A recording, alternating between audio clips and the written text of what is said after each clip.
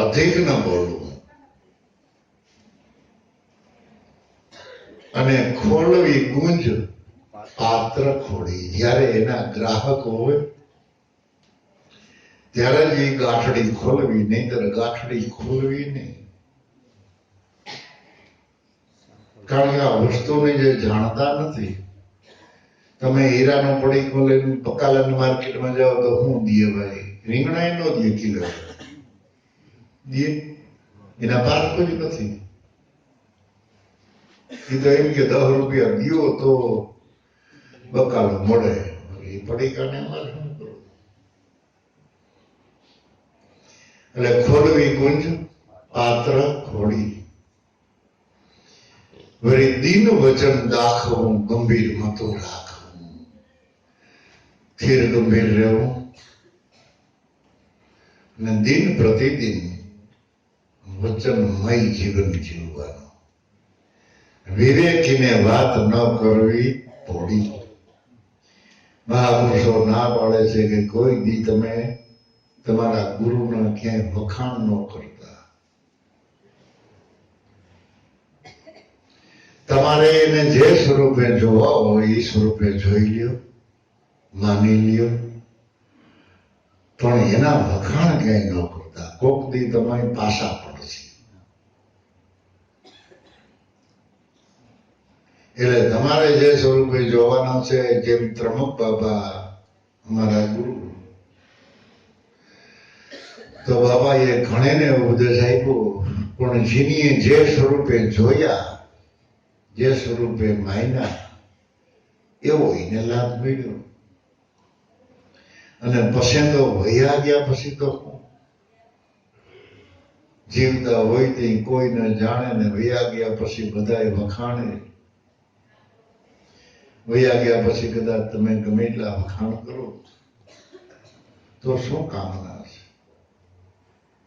જીવતા જાગતા વર્તમાનમાં જેને ઓળખી લીધા, જાણી લીધા, પીસાણી લીધા અને એની હેસિયત પ્રમાણે એનાથી જે લાડ લડાવવાના હતા એ લડાવી લીધા. ગુરુ ગમશે કરડા માય નિરંજન દેખો, તો તમે પાર પહોંચો એક જ પલમાં. એમ તો દર્શન કરી લે. આ ગદગંગામાં દેહના દર્શન કરવાના નથી. આમાં તો ઘાટ આકાર રંગ રૂપ જુદા જુદા હોય. આમાં ગદગંગામાં જયારે આવીને બેહીએ ત્યારે એના હૃદયના ભાવના દર્શન કરો. અને ભાવ એ સ્વરૂપ શિષ્યનું છે, દાસનું છે. ભાવ વિભોર બની જાવ ત્યારે પ્રેમ સ્વરૂપ ગુરુ મહારાજનું છે, તો એ પ્રેમ સ્વરૂપે કોઈના હૃદયમાં પ્રગટ થાય. મારા શબ્દના બાણ પ્રેમ રૂપે પ્રગટ્યા. સ્થિર કરીને થાણો મારા ગુરુ અહીંયા થાય તો પ્રેમ સ્વરૂપે આપણા હૃદયમાં પ્રગટ થાય અને એની કૃપા સ્વરૂપે મને બોલવા. નકર આપણને ક્યાં બોલતા આવે છે? જેમ માણ બાબાએ કહ્યું ને કે અનંત યુગમાં આગે ઉભા. આજ જ ગુરુની આગેવાની છે એમ નહીં, પણ યુગના યુગ વયા ગયા ત્યારથી અટલ સુધીમાં સદગુરુની આગેવાની નીચે જે રહ્યા એ મહાપુરુષ બન્યા.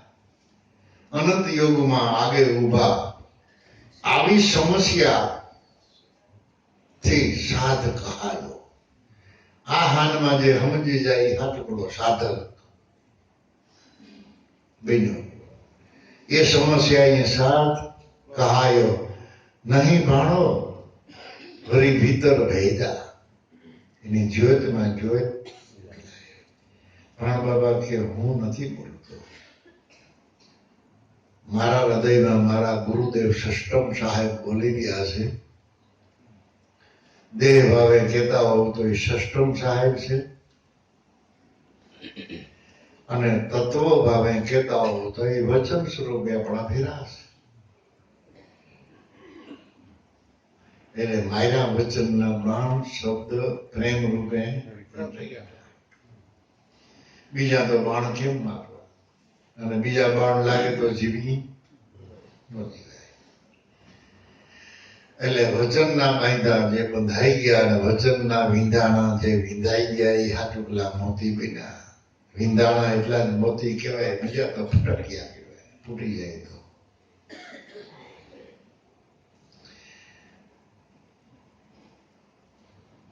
એટલે ભોજા બાબાએ જલારામ બાબાને આ રીત ઓળખાવી કે અડગ ન ડોલવું, અધિક એટલે વધારે ન બોલવું, ખોલવી ગુંજ, પાત્ર ખોડી, જ્યારે જરૂર પડે ત્યારે લોભ ન કરવો.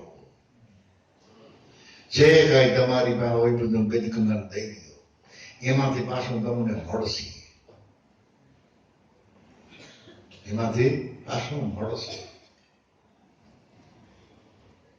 એમ ગંભીરમાં તો રાખવું, દિન વચન દાખવું, વિવેકીને વાત ના કરવી હોય. અનંત નામ ઉચ્ચારવું, તરવું ને તારવું, રાખવી ભક્તિ દાસ ભાવે. અનંત બ્રહ્માંડમાં જે પ્રકાશી રહ્યો છે, અનંત બ્રહ્માંડમાં જેની ગતિ છે, એ જ નામ તમારા ઘટમાં બોલે. તમે એક શ્વાસ ઉશ્વાસનું સ્મરણ કરો તો અનંત બ્રહ્માંડમાંથી આપણને એનો આશીર્વાદ મળે. કેવી વાત ભક્તિ સંતોએ ઓળખાવી આપણને કે ગુરુપદ પંકજ પૂજતા સૌદે લોક પૂજાય. શિવ વિરંસી શારદા ગુરુ તૃણા જસ કરે.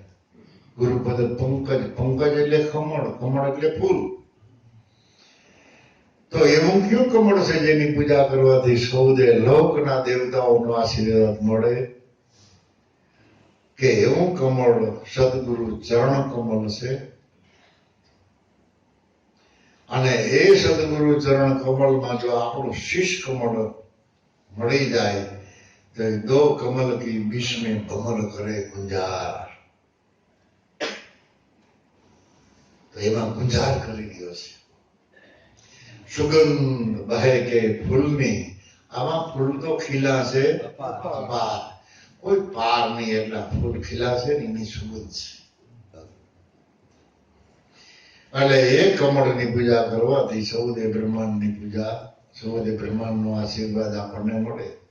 એટલે અનંત નામ ઉચ્ચારવું, તરવું, તારવું, રાખવી ભક્તિ, ભક્તિને હાચવવી દાસ ભાવે. ભોજલ કહે બ્રહ્મ વેદા જો સદગુરુ મળે તો ત્રિવિધિનો તાપ નિકટ ના આવે. ત્રિવિધિ એટલે યાધિ, વ્યાધિ અને ઉપાધિ. યાધિ એટલે અડધા અંગના પોતાની પત્ની, વ્યાધિ એટલે તમારો પરિવાર, ઉપાધિ એટલે એને વરાવવા, પૈડામાં, ધંધે લગાડવા. આ ત્રિવિધિનો તાપ દરેકની ઉપર ભડકે ભરી રહ્યો છે. કોઈને છોડતો નથી. પણ જે ગુરુ ચરણમાં જેને સમર્પણ ભાવ ધર્યો અને સમર્પણ ભાવથી જે ગુરુ ચરણમાં રહી ગયા એના કામ એક ગુરુ મહારાજ કરે. એ ત્રિવિધિના તાપ નિકટ ન આવે. એ ગુરુ મહારાજ જે અગ્નિને પણ પાણી જેવું શીતળ બનાવી દે, ઠંડુ બનાવી દે, આવી મોજ કરાવી દે.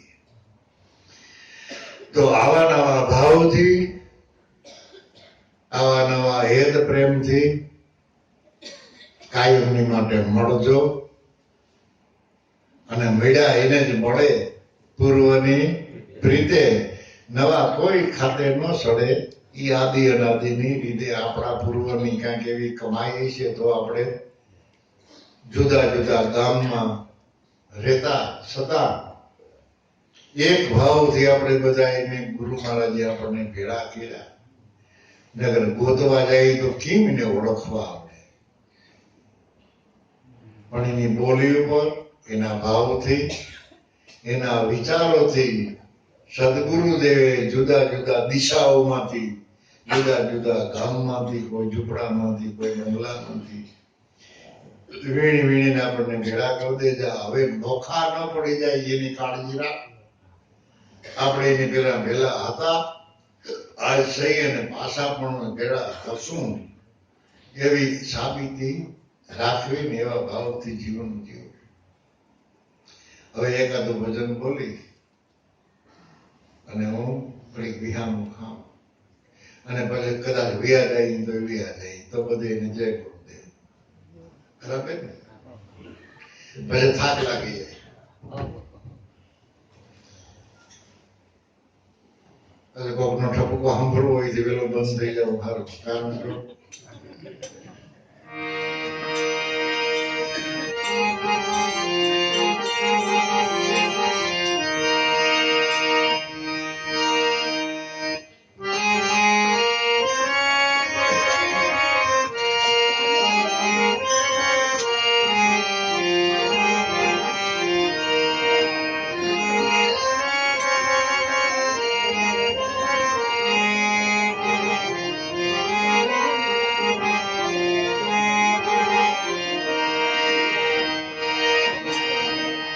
સુંદર